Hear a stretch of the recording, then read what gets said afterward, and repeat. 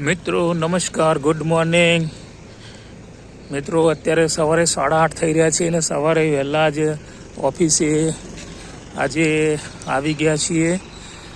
અને આ છે ગુજરાત વિધાનસભા નવા સચિવાલય SS12, જ્યાં મંત્રીશ્રીઓ બેસતા હોય છે. તો દરરોજ સવારનો 8:30નો ટાઈમ હોય છે. સવારે 8:30 આ રીતે સવારે વહેલા ઓફિસ આવી જવાનું હોય છે.